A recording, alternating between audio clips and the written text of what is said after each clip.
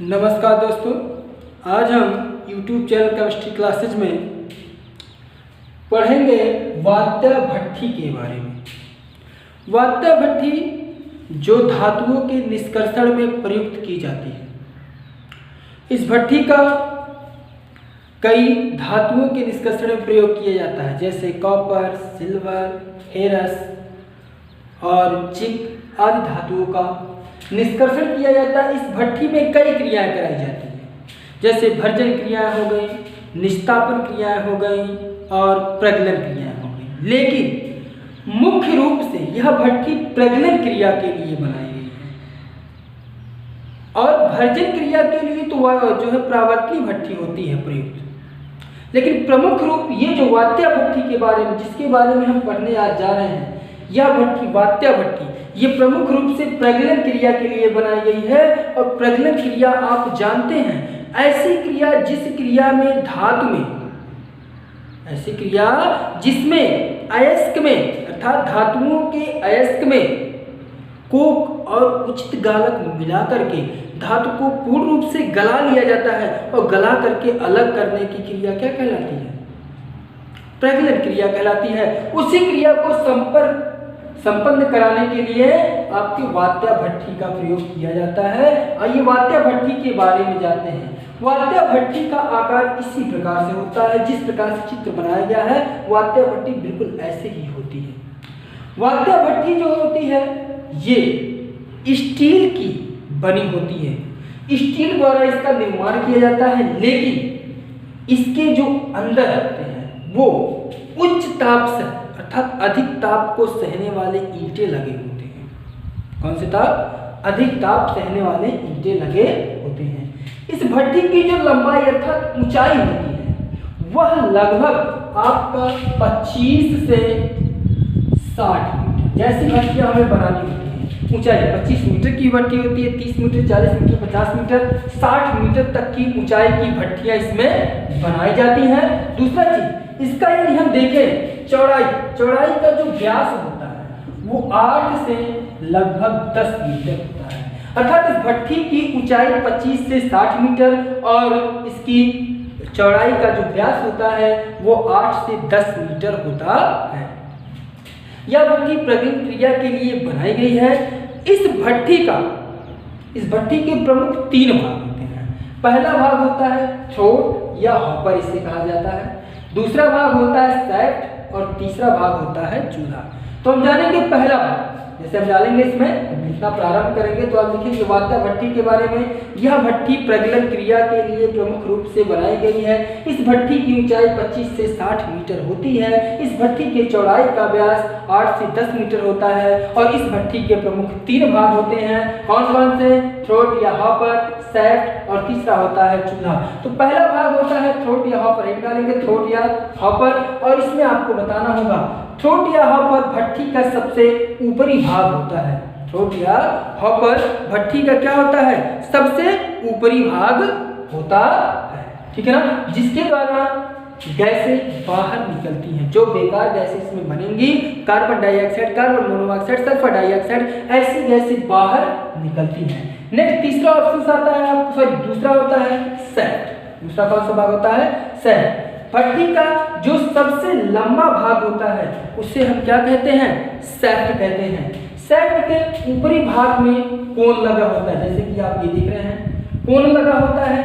इस कप और कोन के माध्यम से स्कीप से यह जुड़ा होता है। स्कीप का काम होता है नीचे ऊपर ले जाना या ले आना, और कोन का काम होता है, कोन में रखे जाते हैं वो चार्ज मतलब घान रखा जाता है। जिस अयस्क को हमें गर्म करना होता है, जिस पदार्थ को हमें गर्म करना होता है, उस पदार्थ को चार्ज या घान कहते हैं। उसे इसी कोन में रखा जाता है और उस भट्ठी के अंदर डाला जाता है। ये जो हॉपर और थ्रोट है ये भट्ठी का ऊपरी खुला भाग है, जिसके माध्यम से हम पदार्थ को इस कप और कोन में डालते हैं, स्कीप में डालते हैं और कोन के माध्यम से इसे नीचे लाया जाता है। नेक्स्ट आपका जो सैफ्ट होता है ये आपके अग्निशय ईंटों से बना हुआ सबसे लंबा भाग होता है। इसी में 2 चीज कोन और बांस लगे होते हैं। ये बांस जो होता है, बांस एक निचला सिरा होता है, ठीक है ना। नेक्स्ट आपका तीसरा भाग आता है चूल्हा। चूल्हा जो होता है यह वह भाग होता है जहाँ पर आपकी धातुमल और पिघली हुई धातु एकत्रित की जाती हैं और यहीं पर आपके कार्बन पदार्थ को रखा जाता है जलाने के लिए। यही जलता है और यही तापमान को अधिक मात्रा में उत्पन्न करता है, क्योंकि जहाँ पे ये जलता है क्या कार्बन, वहाँ का तापमान 200 सेंटीग्रेड होता है और इसी तापमान से ही ऊपर की तरफ क्या होता है, तापमान बढ़ता जाता है। तो भट्ठी के 3 भाग, पहला भाग क्या था, थ्रोट यहाँ पर, या भट्ठी का सबसे ऊपरी भाग होता है, कौन सा भाग, या भट्ठी का सबसे ऊपरी भाग होता है और यहाँ क्या होते हैं, इसी के माध्यम से घान को अंदर डाला जाता है। भट्ठी का दूसरा भाग होता है सैफ्ट, ये जो सबसे लंबा भाग होता है, इसमें कोन और वांस लगे होते हैं। कोन के माध्यम से घान को अंदर लाया जाता है और वांस जो होता है ये भट्ठी का लंबा भाग होता है। इसी ही भाग में आपका टूवियर लगा होता है, इसमें सैफ्ट में टूवियर लगा होता है जिसके माध्यम से गर्म वायु को अंदर भेजा जाता है। गर्म वायु जब अंदर भेजा जाता है तो गैसों का परिवर्तन होता है, इसमें अंदर क्रियाएं होती हैं, उन क्रियाओं के माध्यम से जो गैस होती हैं वो गैस ऊपरी भाग से निकल जाता है। तीसरा भाग होता है चूल्हा। चूल्हा क्या होता है, यह जो है दहन खंड के माध्यम में आता है। यहाँ पर पिघली हुई धातु और धातुमल एकत्रित होती है और यहीं पर ईंधन को जलाया जाता है जो इस भट्ठी के तापमान को बनाए रखता है। ये तो आपकी वात्या भट्ठी थी। वात्या भट्ठी के 3 भट्ठी के भाग जो होते हैं ये 4 भाग होते हैं। इन भागों को 4 भागों मतलब इसके दहन के जो आपके इसकी क्रियाओं के जो भाग होते हैं वो 4 भाग होते हैं। पहला दहन खंड, दूसरा गलन खंड, तीसरा धातु खंड और चौथा होता है अपचयन खंड। पहला दहन खंड, दहन खंड होता है यहाँ से लेकर के यहाँ तक के भाग को, अर्थात नीचे से ऊपर तक के भाग को हम दहन खंड कहते हैं, जहाँ का तापमान 1500 से 2000 सेंटीग्रेड होता है। जहाँ का तापमान कितना होता है, 1500 से 2000 सेंटीग्रेड होता है और इसी ही भाग में कार्बन मोनोऑक्साइड और कार्बन को जलाया जाता है और यही तापमान को बनाते हैं। नेक्स्ट दूसरा आपका कौन सा भाग होता है, गलन खंड होता है। गलन खंड का मतलब होता है ये भाग, गलन खंड आपका होता है 1200 से लेकर के आपके 1300, अर्थात यहाँ कह सकते हैं यहाँ से लेकर के और यहाँ तक का भाग जो होता है वह गलन खंड की श्रेणी में आता है। गलन खंड में क्या होता है, धातु को गलाया जाता है। गलन खंड में क्या होता है, धातु को पूर्ण रूप से गला करके द्रव अवस्था में किया जाता है।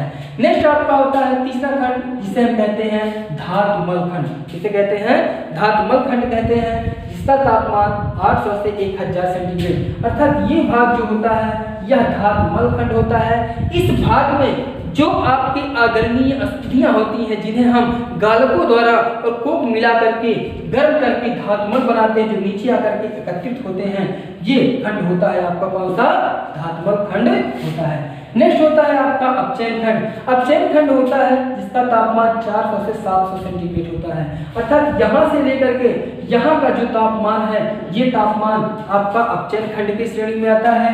यहीं पर जब हम इसकी के माध्यम से चार्ज को अंदर लाते हैं तो गलता है धातु और जो अन्य पदार्थ अशुद्धियां होती हैं दोनों गल करके आपका धातु अलग अपचयन हो जाता है और अशुद्धियां अलग अपचयन हो जाती है, ये नीचे आते आते अगली क्रिया हो जाती है। इस प्रकार से इस भट्ठी के जो 4 खंड होते हैं वो होते हैं कौन कौन से, दहन खंड, गलन खंड, धातुमल खंड और अपचयन खंड। दहन खंड में क्या होता है, कार्बन को जलाया जाता है जिसका तापमान 1500 से 2000 सेंटीग्रेड होता है। नेक्स्ट होता है गलन खंड, जहां पर क्या होता है, धातु को गलाया जाता है, जला करके उसे द्रव अवस्था में लाया जाता है। नेक्स्ट आपका धातुमल खंड होता है। धातुमल खंड का मतलब ये होता है इसका तापमान 800 से 1000 सेंटीग्रेड होता है। इस ताप पर धातु मल में धातु में उपस्थित ऐश में उपस्थित जो अशुद्धियां होती हैं वो गल करके धातु मल बनाते हैं जो नीचे आकर एकत्रित होता है। नेक्स्ट आपका चौथा भाग होता है अपचयन खंड, जहां पर धातु और अशुद्धियां दोनों अपचयित होकर के अलग अलग हो जाती हैं। इस भट्ठी में होने वाली क्रियाएं अर्थात वात्या भट्ठी में होने वाली क्रियाएं कौन कौन सी होती हैं, आइए वो हम जानते हैं। वात्या भट्ठी में होने वाली क्रियाएं जो हैं वो आपकी ये क्रियाएं हैं। वात्या भट्ठी में 5 क्रिया होती हैं, और भी क्रिया होती हैं लेकिन 5 प्रमुख रूप से हैं। पहली क्रिया होती है कार्बन को जलाया जाता है ऑक्सीजन की उपस्थिति में, जहां का तापमान 1600 से 2000 सेंटीग्रेड होता है और कार्बन डाइऑक्साइड गैस का निर्माण होता है। नेक्स्ट दूसरा आपका क्या होता है, कार्बन डाइऑक्साइड और कार्बन गैस 1500 सेंटीग्रेड पर कार्बन मोनोऑक्साइड बनाते हैं, जो इस भट्ठी में उपस्थित अशुद्धियां, अयस्कों में उपस्थित अशुद्धियों से क्रिया करके कार्बन डाइऑक्साइड बना करके बाहर निकलते हैं।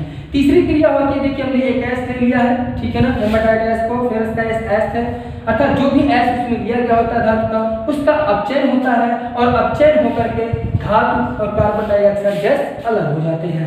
नेक्स्ट आपकी चौथी क्रिया होती है, ये आपका कैल्शियम कार्बोनेट है। कैल्शियम कार्बोनेट जो उसमें अशुद्धि के रूप में है, यह अशुद्धि 800 सेंटीग्रेड पर अलग हो जाती है कार्बन डाइऑक्साइड और कैल्शियम ऑक्साइड में। अब ये कैल्शियम ऑक्साइड क्या होता है, जो आपका बालू सिलिका होता है, उस सिलिका से क्रिया, ये गालक पदार्थ एक होता है, सिलिका से क्रिया करके ये बनाता है जो आपका पदार्थ होता है। कौन सा पदार्थ होता है, धातुमल पदार्थ होता है, जिससे धातुमल आपका एकत्रित हो जाता है। अब देखेंगे इस चूल्हे में जो आपके दो खंड बने हुए हैं, एक तो आपका धातुमल खंड है, धातुमल है, और एक दूसरा धातु है। तो निचला वाला भाग जो आपका द्वार होता है, चूल्हे में ही दो द्वार लगे होते हैं, इस एक द्वार द्वारा पिघली हुई धातु को निकाला जाता है और दूसरी द्वार द्वारा आपके धातुमल को निकाला जाता है। एक बार वात्या भट्ठी देखेंगे। वात्या भट्ठी एक ऐसी भट्ठी है जिससे प्रगलन क्रिया कराई जाती है। इस भट्ठी के तीन भाग होते हैं, थ्रोट, सैक और चूल्हा होता है। थ्रोट ऊपर का भाग होता है जिसके द्वारा गैसों को बाहर निकाला जाता है और जिसमें स्कीपर के माध्यम से धान को अंदर डाला जाता था, गर्म किए जाने वाले पदार्थ को अंदर डाला जाता है।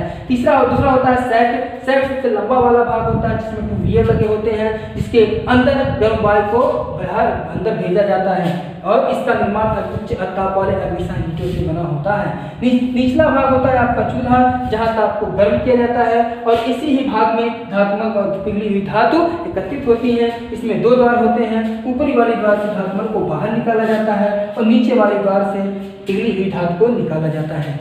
ये वात्या भट्ठी है, इसका अध्ययन आप करें, आप कॉपी और रफ उठाएं और इसे पढ़ते समय नोट्स को बनाते जाएं, ठीक है ना। और वीडियो को अंत तक देखें, लाइक करें, शेयर करें और कुछ कमेंट करें। जो भी चीज़ें इसमें समझ में नहीं आती हैं या अन्य कोई भी केमिस्ट्री से जुड़ी हुई आपके प्रश्न हैं, क्वेश्चंस हैं जो आपको नहीं समझ में आ रहे हैं, वो कमेंट बॉक्स में कमेंट करें, यहाँ से आपको सॉल्यूशन जरूर मिलेगा।